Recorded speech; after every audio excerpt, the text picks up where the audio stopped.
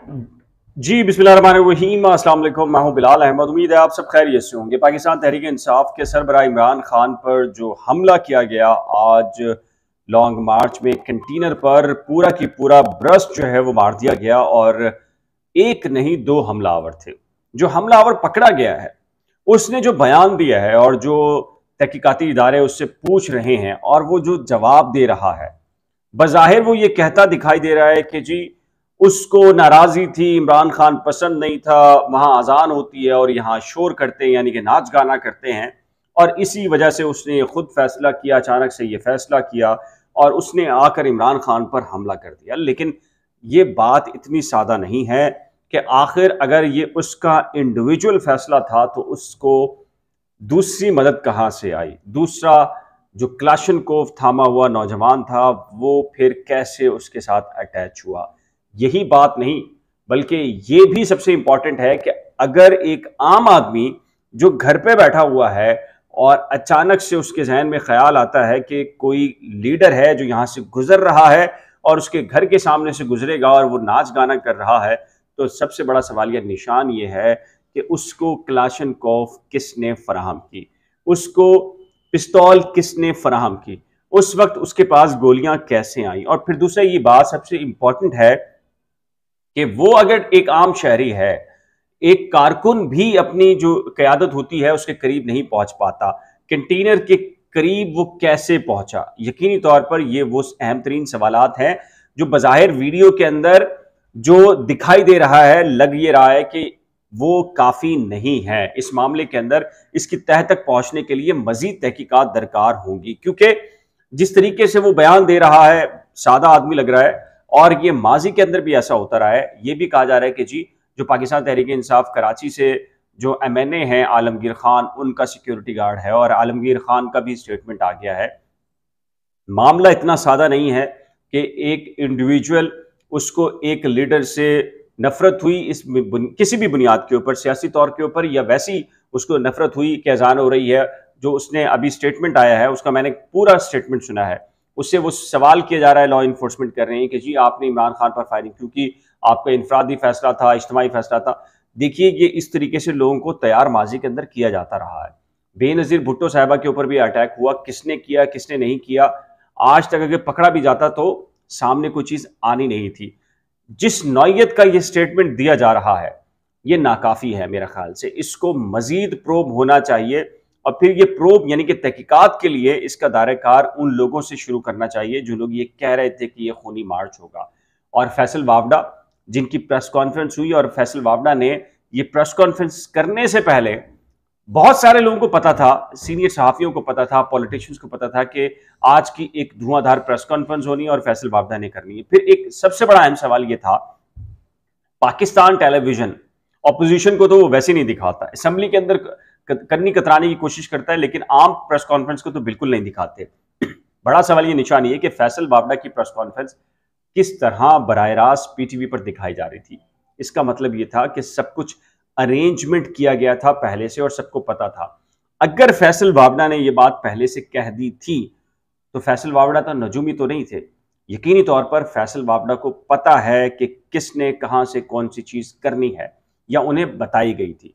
तो इसका मतलब यह है कि आज अगर इमरान खान के ऊपर अटैक हुआ है तो इस तहकीकात को ना सिर्फ जो गिरफ्तार होने वाले मुलजमान हैं उन तक, बल्कि उनके जो सहूलतकार जो कि वहां मौजूद होंगे, यकीनी तौर पर ये दो लोग नहीं होंगे, इनके पीछे पूरी कमक होगी जिन्होंने निशानदेही करना, आगे पहुंचाना, इमरान खान तक, कंटेनर तक पहुंचाना और एक ऐसे मकाम पर आकर एग्जैक्टली फायरिंग करना। ये जब भी दुनिया भर के अंदर इस तरह के जो रैलीज, जलसे जुलूस या इस किस्म की जो मार्च होते हैं उसमें बाकायदा प्लानिंग करने वाले, सहूलतकार, वहां उनको लॉजिस्टिक सपोर्ट देने वाले, हर एक कैटेगरी अलग होती है और हर एक की जिम्मेदारी मुख्तलिफ होती है। तो इमरान खान पर जो अटैक हुआ है उसके नतीजे में वो जख्मी हुए हैं और उनके जो बाकी लोग हैं वो भी जख्मी हैं। एक कारकुन के बारे में आ रहा है कि वो शहीद हो चुके हैं। तो ये इतना सादा मामला नहीं है।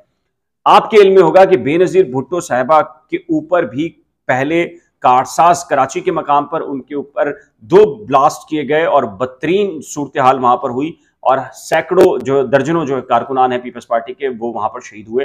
लेकिन बेनजीर भुट्टो साहिबा वहां पर बाहिफाजत वहाँ महफूज रहीं और अल्लाह ताला ने उनको एक नई ज़िंदगी दी। लेकिन फिर आपको पता है लियाकत बाग में उनके साथ रावलपिंडी में क्या हुआ, वहाँ पर उनकी शहादत हो गई। तो इमरान खान ज़ाहिर है कि इस वक्त अगर उनकी ज़िंदगी महफूज हुई है, जैसे कि उन्होंने ट्वीट भी किया है कि जी अल्लाह ताला ने मुझे नई ज़िंदगी दी और मैं मज़ीद जो मेरे अंदर ताकत है वो आएगी और मैं भरपूर एनर्जी के साथ जिस मकसद के लिए निकला हूँ उस मकसद को मैंने हासिल करना है। लेकिन इमरान खान के मैं ये समझता हूँ जो हिस्ट्री है पाकिस्तान की, लियाकत अली खान से शुरू हो जाए, लियाकत अली खान को भी बिल्कुल इसी तरीके से बताने वाले जो हिस्ट्री है कि एक आम आदमी ने गोली मार दी सैयद अकबर ने, और सैयद अकबर अफगानिस्तान से ताल्लुक था, इंडिया से उसके राब्ते थे, फला थे, लेकिन जिसने उसको मारा सैयद अकबर को फौरी तौर के ऊपर जो है गोली एक पुलिस वाले ने मार दी, फिर वो पुलिस वाला भी गायब हो गया, फिर उसकी तरक्की। आपको हिस्ट्री अगर समझें तो आपको इस नौयत के इतने बड़ी जो सियासी कद आवर शख्सियात होती हैं उनके मर्डर्स या उनके ऊपर जो अटैक होते हैं कभी भी सामने हकायक आते नहीं हैं।